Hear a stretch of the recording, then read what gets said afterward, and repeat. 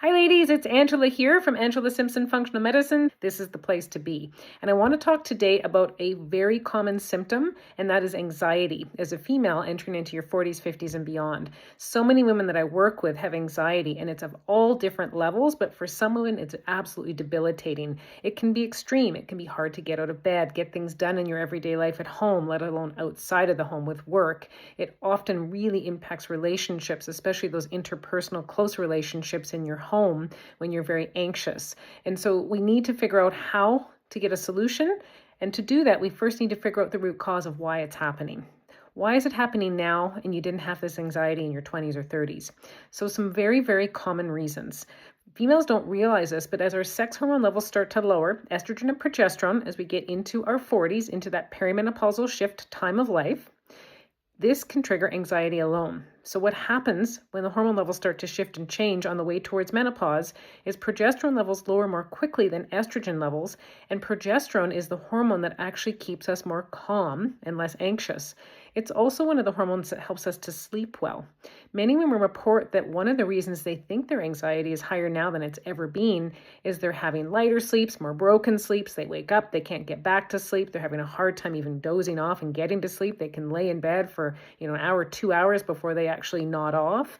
So progesterone can be a big part of this. And many women don't understand why the progesterone can be so low for them, but it is a common response to the perimenopause menopause shift. Now, some women have their progesterone levels lower more quickly or too quickly relative to their age. And this can happen for a very common reason when stress is very, very high.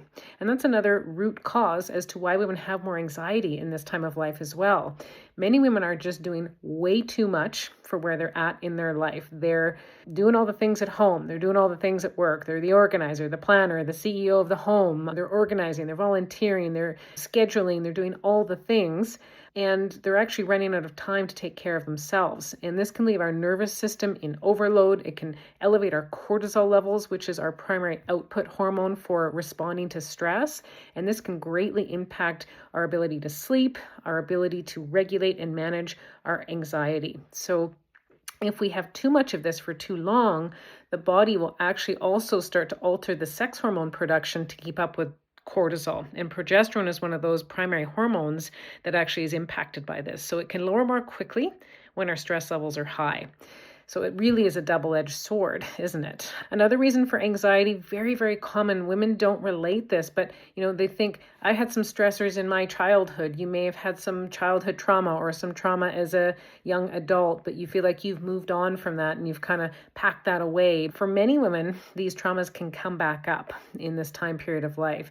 Very common as the sex hormone levels lower, that trauma surfaces in the female body. And if it hasn't really been resolved in our body and in our minds, it can definitely contribute to anxiety as well. So what happens is as the sex hormone levels lower, it actually kind of reveals and opens up the door, kind of takes the mask off of what was actually there to help support us and keep us balanced and regulated, even though we had these previous life events. So estrogen and progesterone actually help to keep our nervous systems balanced, calm, and regulated when those hormones are plentiful enough and when they're balanced. So we start to take some of those hormones away, and then that resiliency to being able to manage in our everyday life and manage old past traumas and move on and move forward from them, it actually isn't there as much as we would like it to be. And it's quite shocking sometimes for women to understand this connection because they think they've already dealt with or managed these old past behaviors or stressors or traumas, but really they haven't, and that's one of the triggers for their anxiety.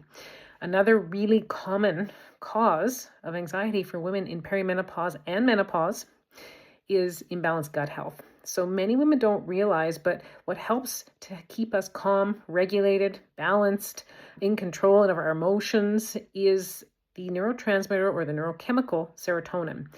90% of our serotonin is produced by the gut. So if we have imbalances with our gut health as we move into this time period of life, which many women do, we're going to have more anxiety.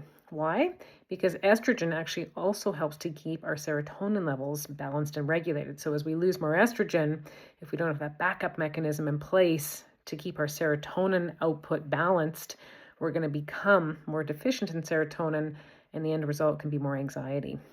So if you're more gassy, more bloaty, you're constipated, you're just not feeling good after you eat a meal, you're feeling more tired, more sluggish instead of energetic. You may even have some changes to your skin health. You may all of a sudden have more acne, something that you thought only came up when you were a teenager, but it's popping up now, or your skin's dry and rashy. These are often signs of imbalances in your gut health as well. So in functional medicine, we really look to connect the dots to help understand what is the root cause of your anxiety? Where could it be coming from? And there's often overlap with a lot of these symptoms. So it can be tied into your gut health. It can be tied into cortisol levels. It can be tied into past trauma. There's many different facets to anxiety.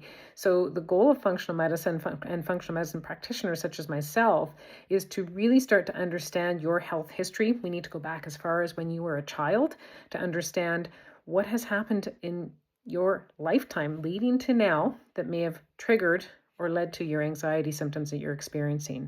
For example, some women have had a lot of antibiotic use when they were a child, and this already upset the balance in their gut microbiome when they've lived with that their whole life.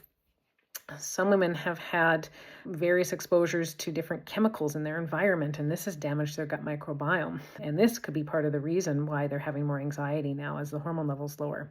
Whereas some women, they may just have low sex hormones. They may be in late perimenopause or menopause, and those low hormones are triggering the anxiety because they don't have balance with their adrenals, that backup pathway with cortisol being too dominant to help them to keep things balanced and regulated.